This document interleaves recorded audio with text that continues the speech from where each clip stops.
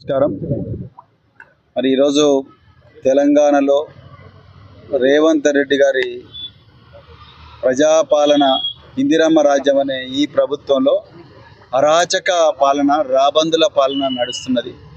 మరి అందులో భాగంగానే గత వారం జరిగిన మున్సిపల్ ఎన్నికల్లో 36 చోట్ల హంగొస్తే ఆ 36 చోట్ల ఎట్లయినా చేసి కాంగ్రెస్ పార్టీనే చైర్మన్లు కావాలి, కాంగ్రెస్ పార్టీనే వైస్ చైర్మన్లు కావాలి. అన్ని అక్రమాలు, ఇక ఈ దేశ చరిత్రలో ఎన్ని అక్రమాలు ఉంటాయో అన్ని అక్రమాలకు మరి పాల్పడుతూ ఇలా రేవంత్ రెడ్డి దౌర్జన్యం చేస్తూ ఉన్నాడు.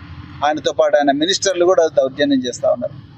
మరి అందులో భాగంగానే అన్నం పుణ్యం ఎరగని ఒక నవ యువకుడు, ఇంతవరకు ఒక్క కేసు కూడా లేదు, నాగెల్ల శ్రీకాంత్ అనే ఒక యువకుడిని ఆమన్గల్లో ప్రజాస్వామ్యాన్ని పరిరక్షించనీకే పోరాటం చేస్తే, ప్రజాస్వామ్యబద్ధంగా పోరాటం చేస్తే అక్రమంగా కేసు పెట్టి ఇలా చెంచల్గూడ జైల్లో పెట్టి ఈ రోజుకు 5 రోజులు అయింది.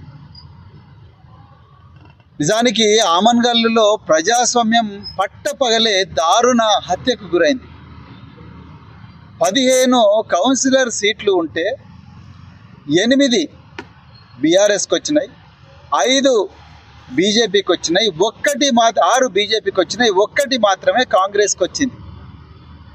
ఇలా కాంగ్రెస్ పార్టీ ఎట్లయినా చేసి రేవంత్ రెడ్డి నా జిల్లా, నేను పాలమూరు బిడ్డ, నా మాటనే నడవాలి అని చెప్పి ఆ 1 సీటు ఉన్న కాంగ్రెస్ పార్టీ ఘోరంగా ప్రజాస్వామ్యాన్ని కూని చేసి పత్యానాయక్ అనే ఒక బీఆర్ఎస్ కౌన్సిలర్ ఈరోజు ఆమన్గల్ మున్సిపాలిటీలో జరిగిన ఎన్నికల్లో అక్రమంగా కాంగ్రెస్ బీజేపీ అనైతిక పొత్తు పెట్టుకొని ఒక్కటి గెలిచిన కాంగ్రెస్ పార్టీని బీజేపీ సపోర్ట్ తోటి చైర్మన్ చేసింది. ఇంకా ప్రమాణ స్వీకారాలలో గంటలు మాట్లాడి నన్ను టార్గెట్ చేస్తూ మాట్లాడిండు ఆచారి. నేను ఆచారి, నన్ను అవులాగడవా పేరు కావా, నిన్ను నిర్ణయించుకో. నీ ప్రజలు నిన్ను అవలాగానే చేసి, ఈ కాంగ్రెస్ పార్టీకి బుద్ధి ఉండాలి, సిగ్గు ఉండాలి. 1 సీట్ ఇచ్చారు 15 సీట్లలో.